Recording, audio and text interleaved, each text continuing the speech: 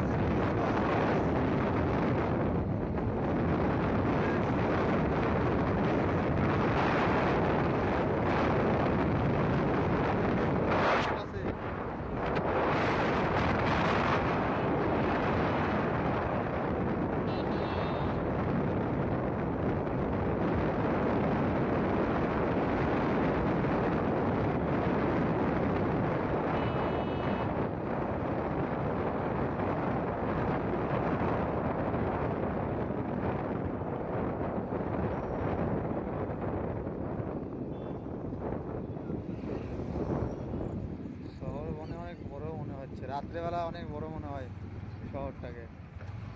দিনের বেলা যতটা মনে হয়, রাত্রেবেলা তার থেকে বেশি বড়। এই যে Gangarampur bus stand, Gangarampur bus stand যাচ্ছে আমরা।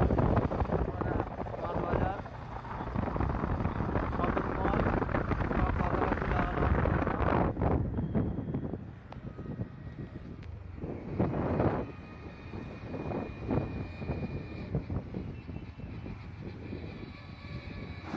রাস্তার দুপাশের দৃশ্য দেখতে দেখতে আমরা কিন্তু প্রায় চলে এসেছি আমাদের আজকের ডেস্টিনেশনের কাছাকাছি। গঙ্গারামপুরের পরিচয় আর এই ক্লক টাওয়ারটা যেন একে অপরের সাথে জড়িয়ে আছে। যে কোনো দিন এই দিক থেকে গেলে এখানকার পরিবেশ একটা অন্যরকম আমেজ দেয়। সামনে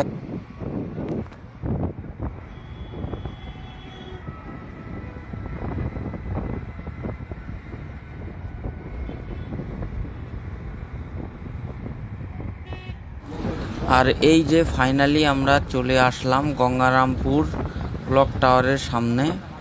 শহরের একদম প্রাণকেন্দ্রে দাঁড়িয়ে থাকা এই ক্লক টাওয়ারটা যেমন সুন্দর, তেমনই এর গুরুত্ব।